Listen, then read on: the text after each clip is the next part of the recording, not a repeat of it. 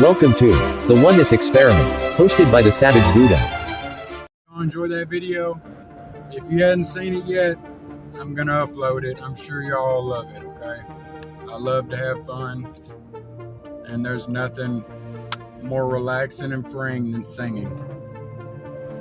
Right now though, we're gonna do a little bit of talking. We're gonna dig deep.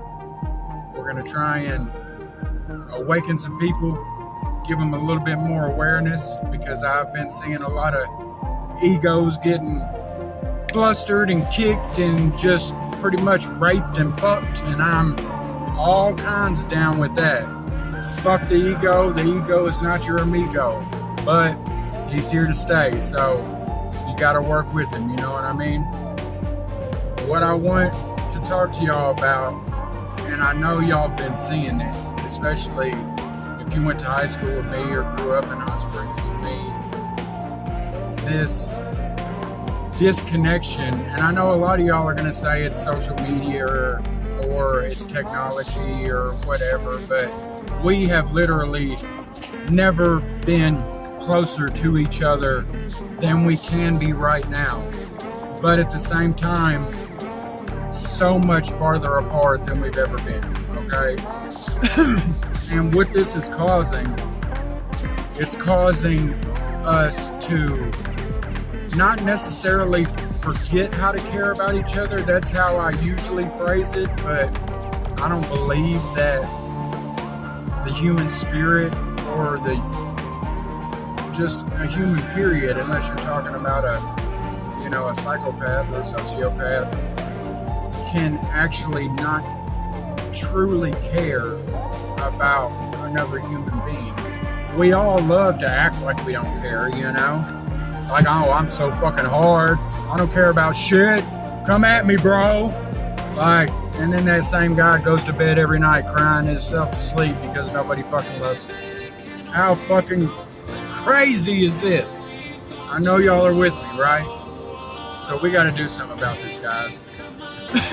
And I know it sounds like a big task. It is going to be helping the entire world relearn how to truly care for each other again, and not just family members or acquaintances, but the man on the street that you've seen for 20 years that's been begging for change, that everybody walks past because he looks dirty and dingy and whatever, just being judgmental.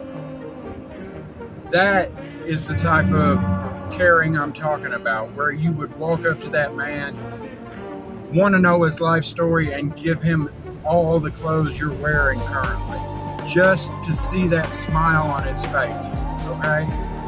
And that's what it's all about. People get this whole caring and doing community service, doing service work, they get it construed, okay? Because they will do service work and they'll help people, but then they want to post it on social media like, hey, look at me feeding the homeless. I'm such a good guy. I want y'all to know this. Come on, man. Come on. True service work, really caring, being humble and compassionate and kind, is doing those things when no one is looking, when you know no one is going to see it, because that's the right thing to do. And you still are rewarded. It's not an attaboy from whoever it is that you're looking up to, your father figure at the time, or God forbid, I'm not even going to get into that. But the attaboy is that feeling you get when that stranger smiles and says, you're the nicest person that I've talked to this entire month. And that feels so amazing. And at the same time, it breaks your heart, because, like, what the fuck is wrong with us, you know? Our ego is so in control. It keeps us so constricted and takes all our power. And I'm going to show you exactly how powerful the ego is right now, okay? I know every one of you out there is saying, not me, I ain't got no ego. Right then, as soon as I said ego, your ego said, I have no ego. That's how powerful that motherfucker is. I can't even mention him without your ego saying I don't exist. So if I don't say anything else, you should at least know that. Okay, that motherfucker's stronger than I think he is. Now, battling the ego, that's a losing battle. I mean, you go back and forth, back and forth, back and forth. Your emotions are going haywire. You could be using drugs or different substances to try and drown it all out, but it's always still there. The trick is to train that egoic-centric thought process to work alongside you. That way, whenever you think, man, I need to do some service work, it's been a while since I've really helped some people, your ego goes, yeah, motherfucker, you really should.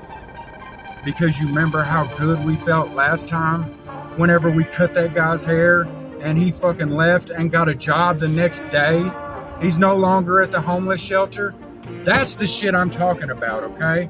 That is the true reward. And you don't have to do it for just any old random Joe. Every single person you meet, including you in the mirror every day, be so kind and so caring. It's hard for me to explain how much I mean when I say truly caring. Like, gosh, like,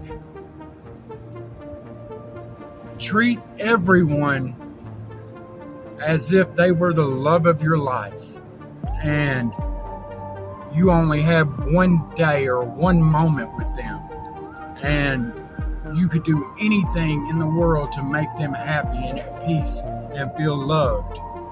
That is your purpose. That's all of our purposes, is to find our gifts, to use them, and to make others feel loved in such a way that their gifts shine through.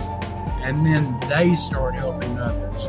And then pretty soon, all this egocentric bubble, this collective ego thought process is going to dissipate into a higher dimensional Christ consciousness thought process or frequency, in which case love permeates all. Okay? I know you all felt that. This is Savage Buddha. I'll be with y'all soon. Remember, love always and in all ways. I love you all. The Oneness Experiment with the Savage Buddha.